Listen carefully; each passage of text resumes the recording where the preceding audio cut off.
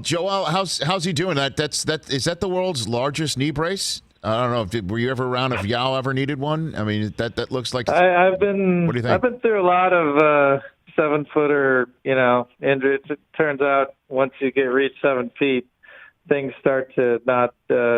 Evolution didn't anticipate that very well, so you generally have some things to deal with. But we're excited. Joel's back. Looks like as good as ever. As he led us to victory versus the Celtics.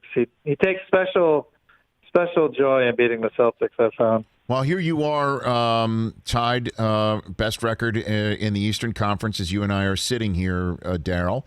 How well positioned do you think your team is right now for the run that you hope to achieve with Doc and this squad? Very good. I mean, we'd like to hold on to first. I do think the 1 seed will probably have a little bit easier of a path this year, hopefully.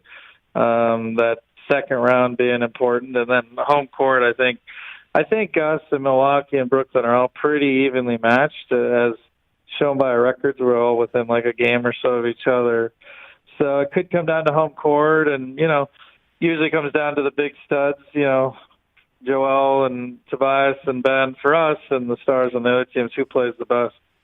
And so just a couple more questions here before we turn to the 15th annual MIT Sloan Sports Analytics Conference that I'll be taking part in here later on this week.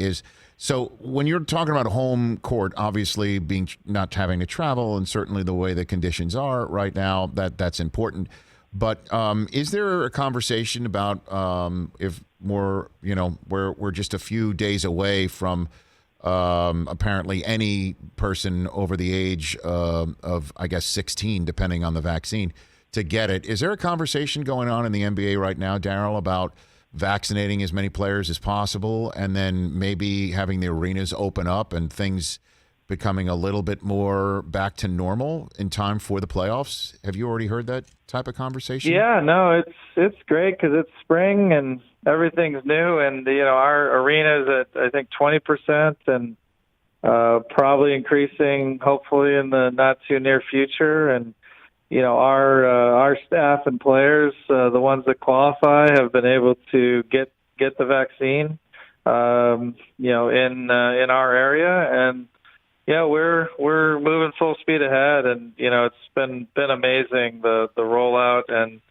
it does feel like things are hopefully going to be closer to normal. I think all of us will always be wary going forward forever in our lives, but closer to normal down the road. All right, and have you heard about any pushback maybe from players about getting vaccinated in the NBA at all, Daryl? Well, no? I think it's something that's a personal choice for everyone, and I think the majority of our staff and players have chosen to do it, is my sense. Hey, you watched all the way to the end. Thanks for that. Watch more right here.